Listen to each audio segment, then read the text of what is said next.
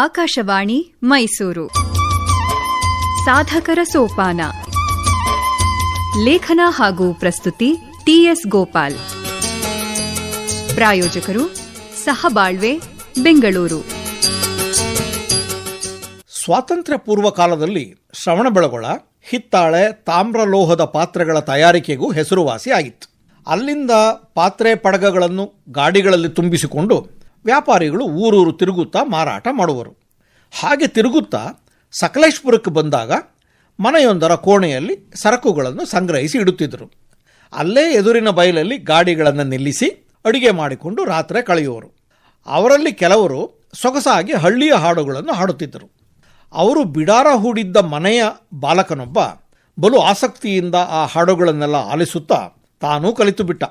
ಮಾತ್ರವಲ್ಲ, ಜನಪದ ಗೀತೆಗಳ ಹಾಡುಗಾರಿಕೆಯೂ ಸಂಗ್ರಹಣೆಯೂ ಆತನ ಮೆಚ್ಚಿನ ಹವ್ಯಾಸವೇ ಆಯಿತು. ಈ ಹುಡುಗ ಯಾರೆಂದು ಗೊತ್ತಾಯಿತೆ? ಕಳೆದ ಶತಮಾನದಲ್ಲಿ ಕನ್ನಡ ಜನಪದ ಸಾಹಿತ್ಯವನ್ನು ಸಂಗ್ರಹಿಸಿ ಪ್ರಚುರಪಡಿಸಿದ ಮೊದಲಿಗರಲ್ಲಿ ಒಬ್ಬರಾದ ಎಸ್.ಕೆ. ಕರೀಂ ಖಾನ್. ಕರೀಂ ಖಾನರ ತಂದೆ ರೆಹಮಾನ್ ಆಫ್ಘಾನಿಸ್ತಾನದವರು.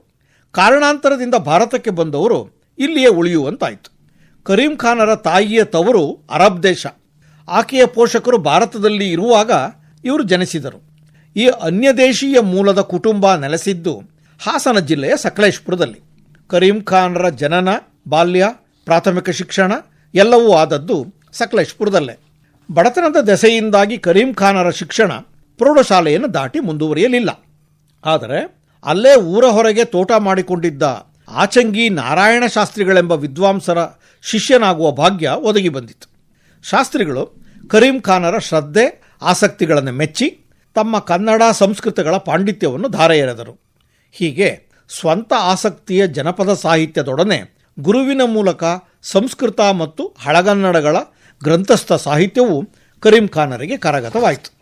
ಮುಂದೊಮ್ಮೆ ಗಾಂಧೀಜಿಯವರನ್ನು ಕಂಡು ಬಂದ ಮೇಲೆ ಕರೀಂ ಖಾನರ ಒಲವು ಸ್ವಾತಂತ್ರ್ಯ ಹೋರಾಟದತ್ತ ಹರಿಯಿತು.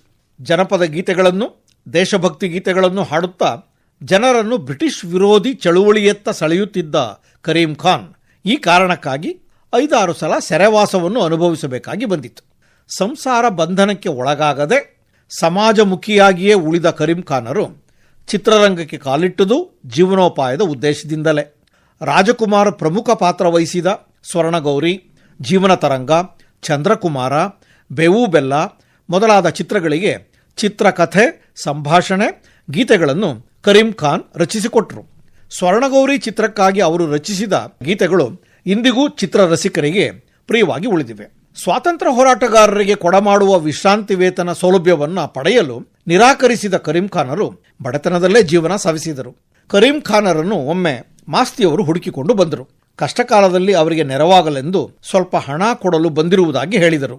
ಆದರೆ ಕರೀಂ ಖಾನರು ಆ ಹಣ ಮಾಸ್ತಿಯವರ ಹತ್ರವೇ ಇರಲಿ, ತನಗೆ ಬೇಕಾದಾಗ ಕೇಳಿಕೊಳ್ಳುತ್ತೇನೆ ಎಂದು ಬಿಟ್ಟರು. ಬೆಳಗೆರೆ ಕೃಷ್ಣಶಾಸ್ತ್ರಿಗಳು ಕರೀಂ ಖಾನರನ್ನು ತಮ್ಮ ಊರಿಗೆ ಕರೆದುಕೊಂಡು ಹೋಗಿದ್ರಂತೆ. ಅವರ ಮಾತಿನ ಸ್ವಾರಸ್ಯವನ್ನು ಸವಿಯಲು ಸೇರಿದ್ದ ಜನ ರಾತ್ರಿ 2 ಗಂಟೆಯಾದರೂ ಅಲುಗಾಡದೆ ಕುಳಿತಿದ್ರಂತೆ. ಬೆಳಗ್ಗೆ ಖಾನರು ಮನೆಯಿಂದ ಹೊರಬಂದು ನೋಡಿದರೆ ಜನರ ಗುಂಪು ಇದ್ದಲ್ಲಿಯೇ ಇತ್ತು. ದೊಡ್ಡವರ ಮಾತು ಕೇಳೋದಕ್ಕೆ ಮತ್ತೆ ಸಿಗುತ್ತದೆಯೇ, ಅದಕ್ಕೆ ಇಲ್ಲೇ ಇದ್ದೇವೆ ಎಂದ ಹಳ್ಳಿಗರ ಒತ್ತಾಯಕ್ಕೆ ತಲೆಬಾಗಿ ಕರೀಂ ಖಾನರು ಮತ್ತೆ ಮಾತಿಗೆ ತೊಡಗಿದರಂತೆ. ಹಳ್ಳಿಯ ಮುದುಕಿಯೊಬ್ಬಳು, ಏನಪ್ಪ ನಿನಗೆ ಹೆಂಡ್ರು ಮಕ್ಕಳು ಯಾರೂ ಇಲ್ಲ, ಕೊನೆಗಾಲದಲ್ಲಿ ಹೆಂಗೆ ಎಂದು ಪ್ರಶ್ನಿಸಿದಳು.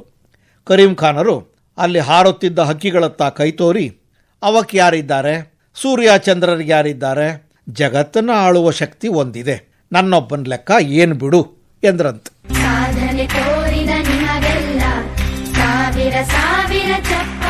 ಸಾಧಕರ ಸೋಪಾನ. ಲೇಖನ ಹಾಗೂ ಪ್ರಸ್ತುತಿ ಟಿಎಸ್ ಗೋಪಾಲ್.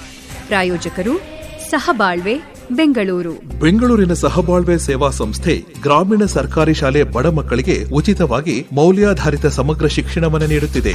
2015ರಲ್ಲಿ ಎಸ್ ರಾಘವೇಂದ್ರ ಪ್ರಸಾದ್ ಅವರು ಸ್ಥಾಪಿಸಿದ ಸಹಬಾಳ್ವೆ ವಿವಿಧ ಜಿಲ್ಲೆಗಳಲ್ಲಿ ಜ್ಞಾನಯಜ್ಞ ಶೈಕ್ಷಣಿಕ ಕಾರ್ಯಕ್ರಮ ನಡೆಸುತ್ತಿದ್ದು, ಇದೀಗ ಮಧುಗಿರಿಯ ದೊಡ್ಡದಾಳವಟ್ಟ ಗ್ರಾಮದಲ್ಲೂ ಗುರುಕುಲವನ್ನು ಆರಂಭಿಸಿದೆ.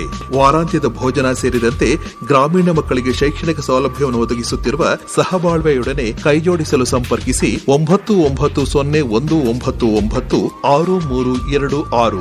ಸಹಬಾಳ್ವೆ, ಬೆಂಗಳೂರು. ಈ ಕಾರ್ಯಕ್ರಮ ಆಕಾಶವಾಣಿ ಮೈಸೂರು ಕೇಂದ್ರದಿಂದ ಮೂಡಿಬಂತು.